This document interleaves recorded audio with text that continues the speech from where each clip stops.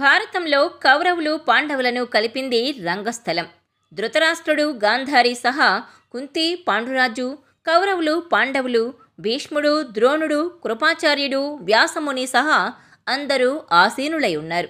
దుర్యోధనుడు భీముడు తమ తమ గదాయుద్ధ పాండిత్యాన్ని చూపించారు.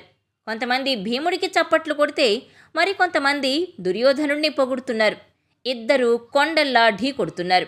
భీముడు దుర్యోధనుడు చెరి సమానంగా వారి గద ఢీకొట్టినప్పుడు భూమి మొత్తం వణికినంత పనైంది. దిక్కులు పెక్కటిల్లుతున్నాయి. ప్రజలు ప్రాణం బిగువున పట్టుకొని చూస్తున్నారు. ఇద్దరు చెరి సమానంగా పాండిత్యాన్ని చూపించారు. కోపాలు పెరిగాయి. పంతాలు ఆగేలా లేవు. జనం గోల పెడుతున్నారు. భీముడు దుర్యోధనుడు చంపుకునేంత ఆవేశానికి లోనయ్యారు. ఇద్దరిలో ఎవరు గెలుస్తారో చెప్పలేని పరిస్థితి. కానీ వారిని ఆపడం ఎవరి వల్ల కావడం లేదు. అప్పుడే ద్రోణాచార్యుడు తన కొడుకు అశ్వత్థామకు సైగ చేశాడు. వెంటనే అశ్వత్థామ వెళ్ళి వారిని విడదీశాడు. ఆ వెంటనే వాయిద్యాలు మోగాయి. దుర్యోధనుడు భీముడు శాంతించి తమ తమ స్థానాల్లో కూర్చున్నారు. ఆ వెంటనే ద్రోణాచార్యుడు తన ప్రియ శిష్యుడు అర్జునుడు ధనుర్విద్య చూపిస్తాడు. ప్రపంచంలో అర్జునుడికి సాటి రాగలవారు లేరని గొప్పగా చెబుతున్నాడు ద్రోణుడు. అంతేకాదు, భరతవంశం మణిపూస, కుంతీదేవి కడుపు పంట, పాండవ సింహం అని అర్జునుణ్ణి ఆకాశానికెత్తాడు ద్రోణుడు. అంతేకాదు, అర్జునుడికి తెలియని విద్యంటూ లేదని పొగిడి ఇక నీ ప్రతాపం చూపించమని శిష్యుడికి చెబుతాడు. అప్పుడే దుర్యోధనుడికి మంట నశాలానికి ఎక్కింది. తన శత్రువును ఇంతలా పొగడడం నచ్చలేదు. కౌరవులు మొహం చిట్లించుకున్నారు. కానీ ద్రోణుడు తమవాడే కావడంతో ఏమీ అనలేకపోయారు. కుంతి ఆనంద భాష్పాలతో సంతోషంగా చూస్తోంది.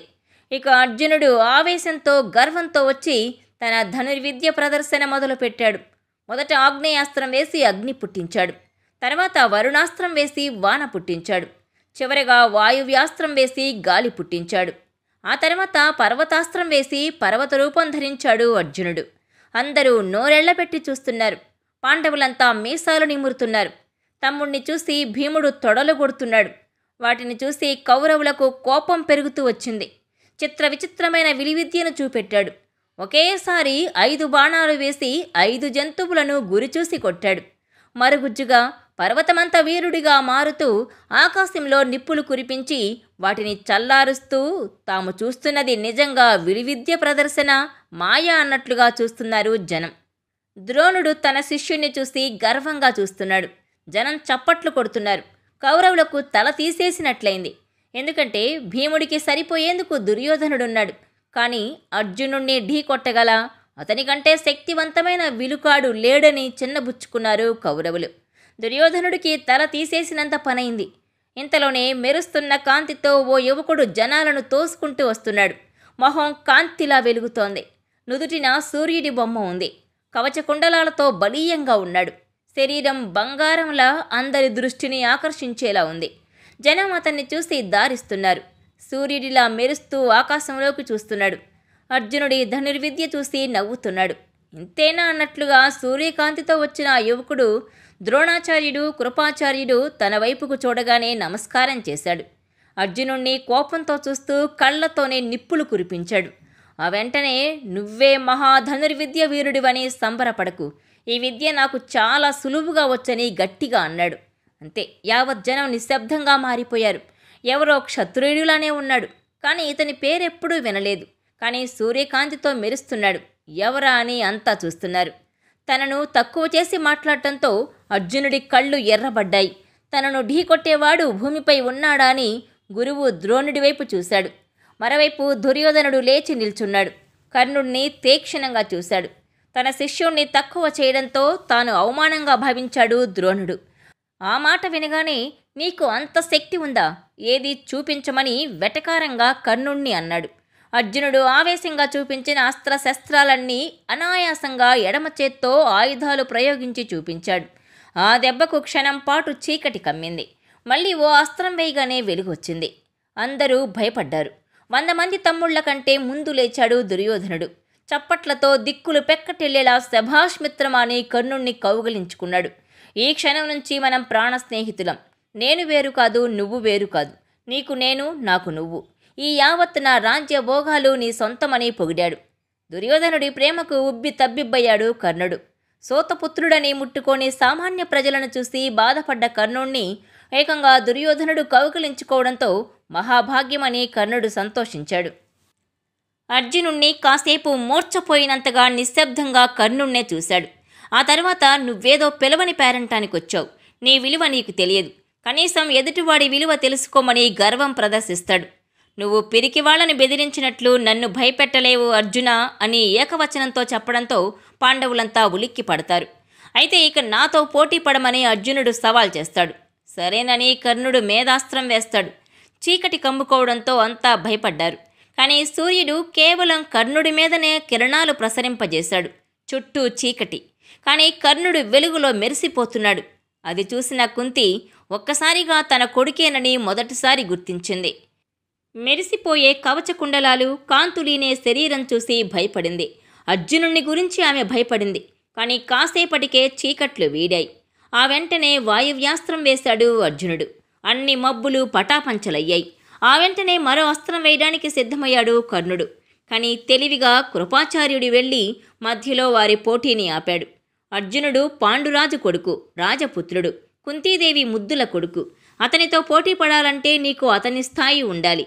నీ వంశమేంటి, నీ తండ్రెవరో చెప్పమంటాడు కృపాచార్యుడు. కులం వంశం అనగానే మళ్ళీ కర్ణుడు బాధపడ్డాడు. ఎక్కడికి వెళ్ళినా కులం వంశం వెంటాడుతున్నాయని పళ్ళు పటపటామని కొరికాడు. వెంటనే తన మిత్రుడి పరిస్థితిని చూసిన దుర్యోధనుడు చప్పున లేచాడు. మీకు అతని కులం కావాలా, వంశం కావాలా, రాజవంశంలో పుట్టినా లేదంటే వీరుడు పెద్ద సైన్యం కలిగి ఉండి రాజైతే సరిపోతుందా అంటాడు. ఆ వెంటనే సరిపోతుందని కృపాచార్యుడు సమాధానమిస్తాడు. ఇప్పుడు అర్జునుడితో పోటీ పడేందుకు అర్హత లేదంటారు. నా స్నేహితుణ్ణి నా కళ్ళెదుటిగా అవమానపడేలా చేయను, నా అంగరాజ్యానికి రాజును చేస్తున్నానని చెప్పాడు.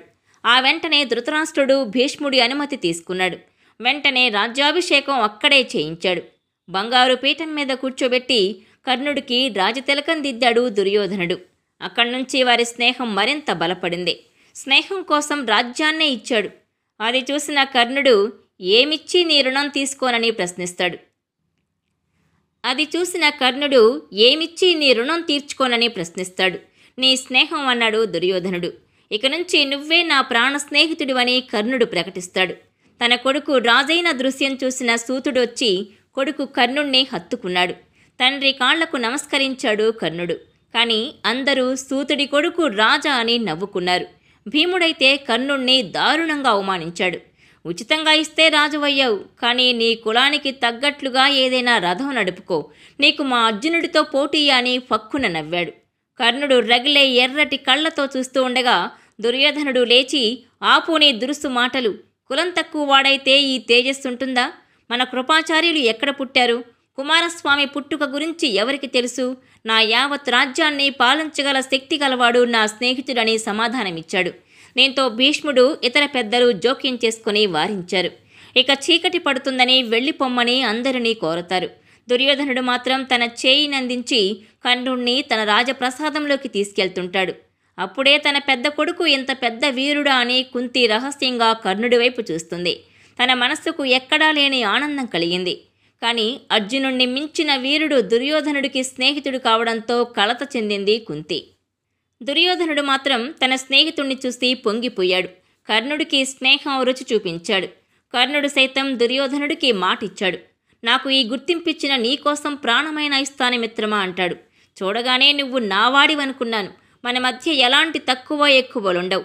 స్నేహం కోసం దుర్యోధనుడు ప్రాణమిస్తాడని చెప్పి కౌగలించుకున్నాడు. అలా చరిత్రలో నిలిచిపోయే స్నేహానికి మొదటి అంకం ఏర్పడింది. ఇక ఎప్పుడో తాను వద్దనుకుని నీటిలో వదిలేసిన కొడుకు మహావీరుడై కనిపించడంతో కుంతి సంతోషానికి అవధులు లేవు. అలానే భయము వెంటాడింది. నా కొడుకు బతికే ఉన్నాడనేది ఆమె సంతోషం. కానీ తన సొంత కొడుకే కర్ణుణ్ణి సూతుడంటే తట్టుకోలేకపోయింది కుంతి.